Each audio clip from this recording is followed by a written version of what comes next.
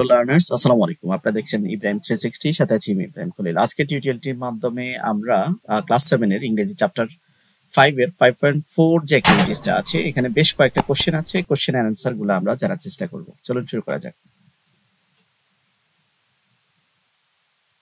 তো প্রথমে আমরা এখানে ইনস্ট্রাকশন গুলো দেয়া আছে যে ask and answer the following questions in pair or groups.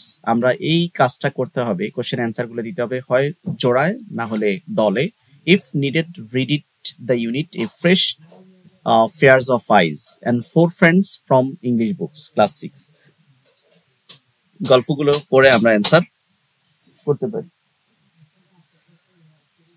তো যাই হোক, এখানে প্রথম কোশ্চেন হচ্ছে, do you think my birthday surprise is a story? Yes, I think my birthday surprise is a story. অনেকে ভিন্নভাবে আনসার করতে পারে। Yes, I think my birthday surprise is a events in my life. আমরা events এর কথা বলতে পারি। What are the features of the story you have found in the story my birthday surprise. এখানে মানে স্টোরি হওয়ার জন্য কোন ফিচার্সটা তুমি পেয়েছিলে?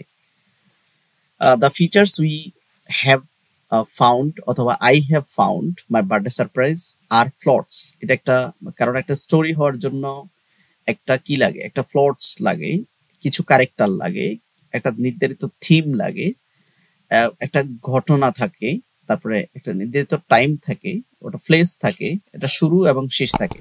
তো সব কিছুই কিন্তু ছিল এই বার্থডে সারপ্রাইজের মধ্যে। সো আমরা বলতে পারি যে যেহেতু এই ফিচার গুলো আছে, এটা একটা স্টোরি।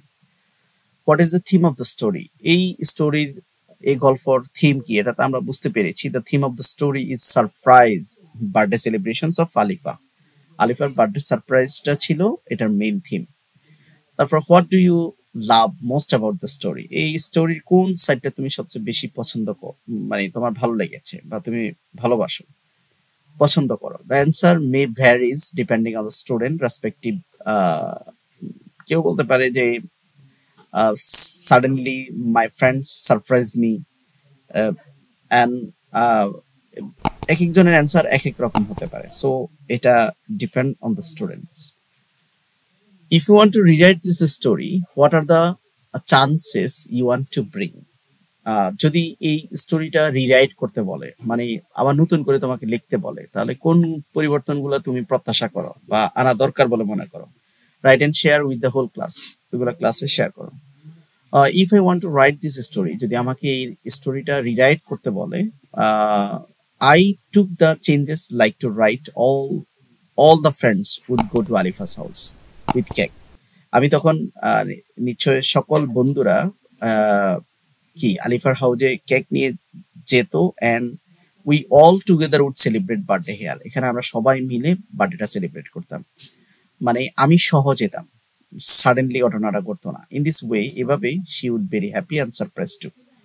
এভাবেই আলিফা আরো বেশি কি এনজয় ফিল করতো বা আরো বেশি সারপ্রাইজ হইতো। তো পরবর্তী কন্টেন্ট 5.5 দেখার আমন্ত্রণ জানিয়ে আজকের মতো এখানে শেষ